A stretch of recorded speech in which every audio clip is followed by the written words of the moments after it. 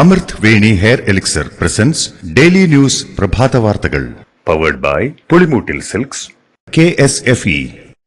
ഈ ആണുങ്ങൾക്ക് മാത്രം എന്താ ഇത്ര അധികം നെറ്റ് കെയറിലും ഹെയർ ലോസ് ഒക്കെ ഉണ്ടാവണേ? ആണുങ്ങളുടെ ഹെയർ ലോസിന്റെ മേജർ റീസൺസ് തന്നെ ഡിഫറെന്റ് ആണ്. സ്കാൽപ്പിലുള്ള 5-alpha റിഡക്ടേസ് എന്ന എൻസൈം നിങ്ങളുടെ ഹോർമോണുമായി ചേർന്ന് ഹെയർ ഫോളിക്കിൾസിനെ ചുരുക്കുന്നു. Amrit Veni hair elixir for men use ചെയ്യൂ. പുരുഷന്മാർക്ക് വേണ്ടി ബയോടെക്നോളജി പ്രകാരം പ്രത്യേകം ഡെവലപ്പ് ചെയ്തത്. നമസ്കാരം, ഞാൻ ഷാജി പത്മനാഭൻ. ഡെയിലി ന്യൂസിന്റെ പ്രഭാത വാർത്തകളിലേക്ക് സ്വാഗതം. ഇന്ന് ഓഗസ്റ്റ് 4 ഞായറാഴ്ച. വയനാട്ടിൽ ഇന്നലെ വരെ സ്ഥിരീകരിച്ചത് 365 മരണം. ഇന്നലെ അവസാനിപ്പിച്ച തിരച്ചിൽ ഇന്നും തുടരും. മുണ്ടക്കൈ, പുഞ്ചിരിമട്ടം എന്നിവിടങ്ങളിലായിരിക്കും തിരച്ചിൽ. യന്ത്രസാമഗ്രികൾ പരമാവധി ഉപയോഗപ്പെടുത്തിക്കൊണ്ടുള്ള തിരച്ചിലാണ് ഇന്നലെ നടന്നത്. ഇന്നലത്തെ തിരച്ചിലിൽ മലപ്പുറം മുണ്ടേരിയിലെ ചാലിയാറിൽ നിന്ന് 3 മൃതദേഹങ്ങളും 13 ശരീരഭാഗങ്ങളുമാണ് കണ്ടെത്തിയത്. ചാലിയാറിലെ തിരച്ചിൽ നാളത്തോടെ അവസാനിപ്പിക്കും. ദൗത്യം അവസാന ഘട്ടത്തിലാണെന്ന് ഇന്നലെ വാർത്താ സമ്മേളനത്തിൽ മുഖ്യമന്ത്രി പിണറായി വിജയൻ അറിയിച്ചിരുന്നു. വയനാട് ഉരുൾപൊട്ടലിൽ 2.5 കോടി രൂപയുടെ നാശനഷ്ടം ഉണ്ടായതായി മൃഗസംരക്ഷണ വകുപ്പ് വിലയിരുത്തി. ജീവൻ നഷ്ടപ്പെട്ട വളർത്തുമൃഗങ്ങളുടെയും ഉരുൾപൊട്ടലിൽ നാശം സംഭവിച്ച തൊഴുത്തുകൾ, കറവയന്ത്രങ്ങൾ, പുൽകൃഷി എന്നിവയുടെ അടിസ്ഥാനത്തിലാണ് നഷ്ടം കണക്കാക്കിയിരിക്കുന്നത്. ഇന്നലെ വരെയുള്ള കണക്കുകൾ പ്രകാരം 26 പശുക്കളും 7 കിടാരികളും 310 കോഴികളും ചത്തു. 7 കന്നുകാലി ഷെഡുകൾ നശിച്ചു. ഒഴുക്കിൽപ്പെട്ടും മണ്ണിനടിയിൽപ്പെട്ടും 107 കന്നുകാലികളെ കാണാതായിട്ടുണ്ട്. ഇതിനു പുറമെ നിരവധി വളർത്തുമൃഗങ്ങളെയും കാണാതായിട്ടുണ്ട്. മുണ്ടക്കൈ, ചൂരൽമല ദുരിതബാധിത പ്രദേശങ്ങളിൽ ഡ്രോൺ സർവേ നടത്തുമെന്ന് മന്ത്രിസഭാ ഉപസമിതി വാർത്താസമ്മേളനത്തിൽ അറിയിച്ചു. ഉരുൾപൊട്ടലിൽ പ്രദേശങ്ങളിൽ അടിഞ്ഞുകൂടിയ മൺകൂനകളുടെ ഉയർച്ച വ്യത്യാസം മനസ്സിലാക്കി പരിശോധന ശക്തമാക്കും. മുണ്ടക്കൈ, ചൂരൽമല മേഖലകളിൽ സേവനം ചെയ്യാനെത്തുന്ന സന്നദ്ധ പ്രവർത്തകർക്ക് രജിസ്ട്രേഷൻ നിർബന്ധമാക്കി. സന്നദ്ധ പ്രവർത്തകരുടെ സുരക്ഷ ഉൾപ്പെടെ മുൻനിർത്തിയും മറ്റ് കാര്യങ്ങൾ ഏകോപിപ്പിക്കുന്നതിനുമായാണ് രജിസ്ട്രേഷൻ നിർബന്ധമാക്കിയത്. സംഘങ്ങളായി വരുന്ന സന്നദ്ധ സേവകർ ടീം ലീഡറുടെ പേരും വിലാസവും രജിസ്റ്റർ ചെയ്താൽ മതിയാകുമെന്നും വയനാട് ജില്ലാ ഭരണകൂടം അറിയിച്ചു. ചൂരൽമല, മുണ്ടക്കൈ പ്രദേശത്ത് ദുരന്തത്തിന് ഇരയായവരുടെ വീടുകളിലോ പ്രദേശത്തോ രാത്രിയിൽ അതിക്രമിച്ച് കടക്കുന്നവർക്കെതിരെ നടപടിയെടുക്കും. ഇവിടങ്ങളിലെ വീടുകളിലോ പ്രദേശങ്ങളിലോ രക്ഷാപ്രവർത്തനത്തിന്റെ പേരിലോ അല്ലാതെയോ പോലീസിന്റെ അനുവാദമില്ലാതെ രാത്രികാലങ്ങളിൽ ആരും പ്രവേശിക്കാൻ പാടില്ല. അടിയന്തര സാഹചര്യങ്ങൾ ഉണ്ടായാൽ നേരിടാൻ ഒരു ഫയർഫോഴ്സ് ടീമും ചൂരൽമലയിൽ തുടരും.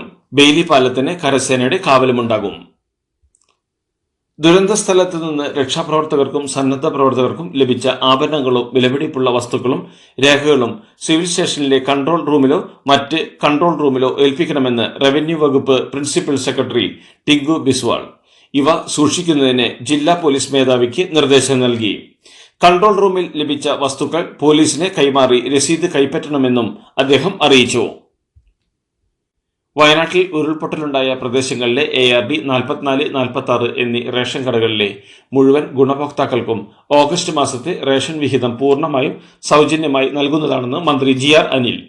ദുരന്തബാധിത പ്രദേശങ്ങളായ മുണ്ടക്കൈ, ചൂരൽമല എന്നിവിടങ്ങളിലെ നീല, വെള്ള കാർഡുകളിൽ ഉൾപ്പെട്ടിട്ടുള്ള മുഴുവൻ ഗുണഭോക്താക്കൾക്കും കൂടി പൂർണ്ണമായും സൗജന്യമായി റേഷൻ വിഹിതം നൽകാനാണ് നിർദ്ദേശം നൽകിയിട്ടുള്ളത്. പണ്ട് മുത്തശ്ശിയുടെ കല്യാണക്കഥ കേട്ട മുതലെയുള്ള ആഗ്രഹമാണ് അന്നത്തെ മുത്തശ്ശിയെ പോലെ എന്റെ കല്യാണത്തിന് എടുത്തൊരുങ്ങണമെന്ന്.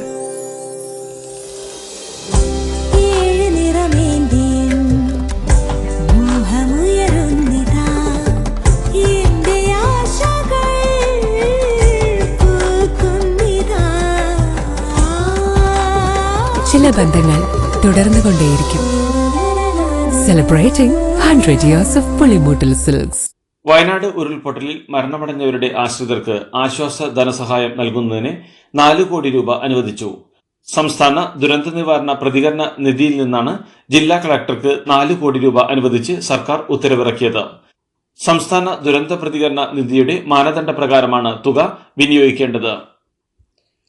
ഗവർണർമാരുടെ സമ്മേളനത്തിൽ വയനാട് ദുരന്തത്തെക്കുറിച്ച് താൻ സംസാരിച്ചതായി കേരള ഗവർണർ ആരിഫ് മുഹമ്മദ് ഖാൻ.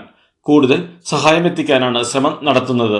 താൻ പോകുന്ന ഇടങ്ങളിലൊക്കെ വയനാടിനെ സഹായിക്കാൻ പറയുമെന്ന് വ്യക്തമാക്കിയ ഗവർണർ CMDRFനെതിരായ പ്രചാരണത്തെക്കുറിച്ച് അറിയില്ലെന്നും കൂട്ടിച്ചേർത്തു. മുഖ്യമന്ത്രിയുടെ ദുരിതാശ്വാസ നിധിയിലേക്ക് പണമയക്കാനുള്ള QR കോഡ് സംവിധാനം പിൻവലിച്ചു. തട്ടിപ്പുകൾക്കുള്ള സാധ്യത ഒഴിവാക്കാനാണ് നടപടിയെന്ന് മുഖ്യമന്ത്രി പറഞ്ഞു. പകരം പോർട്ടലിൽ നൽകിയിട്ടുള്ള UPI ID വഴി പണമയക്കാം. വയനാട്ടിലെ ഉരുൾപൊട്ടലിൽ മരണമടഞ്ഞവരുടെ DNA സാമ്പിൾ എടുക്കുന്നതിന് മാനസികാരോഗ്യ പിന്തുണയ്ക്കുള്ള പ്രോട്ടോകോൾ ആരോഗ്യവകുപ്പ് തയ്യാറാക്കിയതായി മന്ത്രി വീണ ജോർജ്. തിരിച്ചറിയാൻ കഴിയാത്ത മൃതദേഹങ്ങളുടെയും ശരീരഭാഗങ്ങൾ മാത്രം ലഭിച്ചവയുടെയും സാമ്പിളുകൾ DNA പരിശോധനയ്ക്കായി എടുത്തിട്ടുണ്ട് എന്നും മന്ത്രി അറിയിച്ചു. ഉരുൾപൊട്ടൽ ദുരന്തത്തിൽ ഉള്ളുരുകുന്നവർക്ക് ആശ്വാസമേകി സൈക്കോ സോഷ്യൽ കൗൺസിലർമാർ.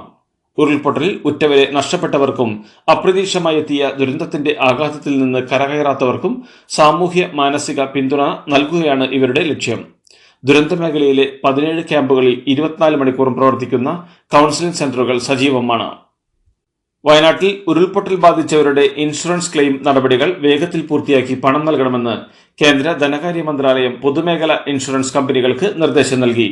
LIC, national insurance, new India assurance, oriental insurance, United India insurance അടക്കമുള്ള കമ്പനികൾക്കാണ് നിർദ്ദേശം. കർണാടക ഷിരൂരിലെ മണ്ണിടിച്ചിലിൽ കാണാതായ കോഴിക്കോട് സ്വദേശിയായ ലോറി ഡ്രൈവർ അർജുനെ കണ്ടെത്താനുള്ള രക്ഷാദൌത്യം ഇന്ന് പുനരാരംഭിക്കും. ദിവസങ്ങൾ നീണ്ട തിരച്ചിലിനൊടുവിൽ ഗംഗാവാലി നദിയിലെ അടിയൊഴുക്കിനെ തുടർന്ന് താൽക്കാലികമായി നിർത്തിവെച്ച ദൌത്യമാണ് ഇന്നു മുതൽ വീണ്ടും ആരംഭിക്കുന്നത്. സംസ്ഥാനത്ത് വരും ദിവസങ്ങളിൽ പരക്കെ മഴ തുടരുമെന്ന് മുന്നറിയിപ്പ്. ഒറ്റപ്പെട്ട ഇടങ്ങളിൽ ശക്തമായ മഴയ്ക്ക് സാധ്യത. കോട്ടയം, ഇടുക്കി, കോഴിക്കോട്, വയനാട്, കണ്ണൂർ, കാസർഗോഡ് ജില്ലകളിൽ യെല്ലോ അലർട്ട് പ്രഖ്യാപിച്ചു. കഴിഞ്ഞ ദിവസങ്ങളിൽ കനത്ത മഴ പെയ്ത പ്രദേശങ്ങളിൽ അതീവ ജാഗ്രത വേണം. മധ്യ കേരളം മുതൽ തെക്കൻ ഗുജറാത്ത് തീരം വരെയായി ന്യൂനമർദ്ദപാത്തി നിലനിൽക്കുന്നുണ്ട്. കേരള തീരത്ത് ഉയർന്ന തിരമാലകൾക്ക് സാധ്യതയുണ്ടെന്നും കള്ളക്കടൽ പ്രതിഭാസത്തിന് സാധ്യതയുണ്ടെന്നും കേന്ദ്ര കാലാവസ്ഥാ വകുപ്പ് അറിയിച്ചു. ഇതെന്താ വണ്ടി അവിടെ പാർക്ക് ചെയ്യാത്ത? ബെൻസ് വരും. അതെ, മെഗാ സമ്മാനം പുതിയ ബെൻസ് കാറാണ്. 2ാം സമ്മാനം ഇന്നോവ ക്രിസ്റ്റ, അതും 17 എണ്ണം. പിന്നെ ആദ്യ സീരീസിൽ 170 പേർക്ക് ഐഫോൺ. ഇത്തവണ സമ്മാനങ്ങളുടെ നക്ഷത്ര തിളക്കവുമായി KSFE ഗാലക്സി ചിട്ടികൾ. പ്രശസ്ത നർത്തകി യാമിനി കൃഷ്ണമൂർത്തി അന്തരിച്ചു. 84 വയസ്സായിരുന്നു. വാർദ്ധക്യ സഹജമായ അസുഖങ്ങളെ തുടർന്ന് ദില്ലി അപ്പോളോ ആശുപത്രിയിലായിരുന്നു അന്ത്യം. ക്ലാസിക്കൽ നൃത്തരൂപങ്ങളായ ഭരതനാട്യത്തിനും കുച്ചിപ്പുടിക്കും രാജ്യാന്തര തലത്തിൽ ശ്രദ്ധ നേടിക്കൊടുത്ത നർത്തകിയായിരുന്നു യാമിനി കൃഷ്ണമൂർത്തി. 77ാം സ്വാതന്ത്ര്യദിനത്തിന്റെ ഭാഗമായി 1947 രൂപ മുതൽ ആരംഭിക്കുന്ന ടിക്കറ്റ് നിരക്കുമായി Air India Express freedom sale പ്രഖ്യാപിച്ചു. സെപ്റ്റംബർ 30 വരെയുള്ള ആഭ്യന്തര അന്താരാഷ്ട്ര യാത്രകൾക്കായി ഓഗസ്റ്റ് 5 വരെ എയർ ഇന്ത്യ എക്സ്പ്രസ് വെബ്സൈറ്റിലൂടെ ടിക്കറ്റുകൾ ബുക്ക് ചെയ്യാം. BJP നടത്തുന്നത് അധികാര ജിഹാദാണെന്ന് ശിവസേന തലവൻ ഉദ്ധവ് താക്കറെ. പാനിപ്പത്ത് യുദ്ധത്തിൽ മറാത്ത സാമ്രാജ്യത്തെ പരാജയപ്പെടുത്തിയ അഫ്ഗാൻ ഭരണാധികാരി അഹമ്മദ് ഷാ അബ്ദാലിയുടെ രാഷ്ട്രീയ പിൻഗാമിയാണ് അമിത്ഷാ എന്നും ഉദ്ധവ് താക്കറെ പറഞ്ഞു. ഔറംഗസേബ് ഫാൻ ക്ലബ് തലവനാണ് ഉദ്ധവ് താക്കറെ എന്ന് അമിത്ഷാ കഴിഞ്ഞ ദിവസം പറഞ്ഞിരുന്നു. കൊൽക്കത്തയിലെ നേതാജി സുഭാഷ് ചന്ദ്രബോസ് അന്താരാഷ്ട്ര വിമാനത്താവളത്തിന്റെ റൺവേ വെള്ളത്തിൽ മുങ്ങി. കൊൽക്കത്തയിലും സമീപ ജില്ലകളിലും പെയ്യുന്ന കനത്ത മഴയെ തുടർന്നാണ് വിമാനത്താവളം വെള്ളത്തിൽ മുങ്ങിയത്.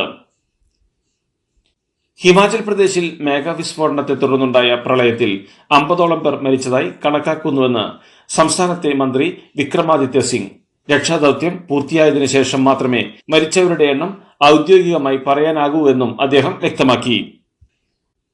ഉത്തരാഖണ്ഡിലെ കേദാർനാഥിൽ മേഘവിസ്ഫോടനത്തെ തുടർന്ന് കുടുങ്ങിയ 800ഓളം തീർത്ഥാടകരെ എയർലിഫ്റ്റ് ചെയ്യാനുള്ള നടപടികൾ പുരോഗമിക്കുന്നു. ഇതുവരെ 15 മരണമാണ് സംസ്ഥാനത്ത് റിപ്പോർട്ട് ചെയ്തത്. വരും ദിവസങ്ങളിലും സംസ്ഥാനത്ത് മഴ തുടരുമെന്ന് കാലാവസ്ഥാ വകുപ്പ് അറിയിച്ചു. ഹമാസ് നേതാവ് ഇസ്മയിൽ ഹനിയയുടെ വധത്തിന് പിന്നാലെ പശ്ചിമേഷ്യയിൽ കൂടുതൽ യുദ്ധവിമാനങ്ങളും യുദ്ധക്കപ്പലുകളും വിന്യസിക്കുമെന്ന് US പ്രഖ്യാപനം. ഹനിയ വധത്തിൽ ഇസ്രായേലിനെ നേരിട്ടാക്രമിച്ച് തിരിച്ചടിക്കാൻ ഇറാൻ പരമോന്നത നേതാവ് അയത്തുള്ള ഖമേനി ഉത്തരവിട്ടതിന്റെ പശ്ചാത്തലത്തിലാണ് US നീക്കം. ഇസ്രായേലിന് നേരെയുള്ള എന്ത് ആക്രമണങ്ങളെയും പ്രതിരോധിക്കുമെന്നും US പ്രതിരോധ ആസ്ഥാനമായ പെന്റഗൺ അറിയിച്ചു. ഒളിമ്പിക്സ് ബാഡ്മിന്റണിൽ മെഡൽ നേടുന്ന ആദ്യ ഇന്ത്യൻ പുരുഷ ബാഡ്മിന്റൺ താരമാവുക എന്ന ലക്ഷ്യത്തോടെ പുരുഷ വിഭാഗം സെമിയിൽ ചരിത്ര നേട്ടം കുറിക്കാൻ ലക്ഷ്യസെൻ ഇന്നിറങ്ങും. നിലവിലെ ഒളിമ്പിക് ചാമ്പ്യൻ ഡെൻമാർക്കിന്റെ വിക്ടർ അക്സൽസനാണ് ലക്ഷ്യസെന്നിന്റെ എതിരാളി. ഇതുവരെ പരസ്പരം ഏറ്റുമുട്ടിയ 8 മത്സരങ്ങളിൽ ഒരു തവണ മാത്രമാണ് ലക്ഷ്യയ്ക്ക് വിക്ടറിനെ മറികടക്കാനായത്. ഇന്ത്യൻ സമയം ഉച്ചയ്ക്ക് 12-നാണ് മത്സരം തുടങ്ങുക. സ്പോർട്സ് 18 ചാനലിലും ജിയോ സിനിമയിലും മത്സരത്തിന്റെ തത്സമയ സംരക്ഷണം കാണാനാകും. ഇന്ത്യ ശ്രീലങ്ക ഏകദിന പരമ്പരയിലെ 2ാമത്തെ മത്സരം ഇന്ന്. ആദ്യത്തെ മത്സരം ടൈയിലാണ് അവസാനിച്ചത്. അതേസമയം ഇന്ന് മത്സരം നടക്കാനിരിക്കുന്ന കൊളംബോയിൽ കനത്ത കാറ്റും മഴയും ഉണ്ടാകുമെന്നാണ് കാലാവസ്ഥാ പ്രവചനം. ഇതോടുകൂടി ഡെയിലി ന്യൂസിൽ ഇന്നത്തെ പ്രഭാത വാർത്തകൾ സമാപിക്കുന്നു. ഡെയിലി ന്യൂസിന് വേണ്ടി വാർത്തകൾ വായിച്ചത് ഷാജി പത്മനാഭൻ. ഡെയിലി ന്യൂസ് ലൈവ്.in വാർത്തകൾ വിരൽ തുമ്പിൽ.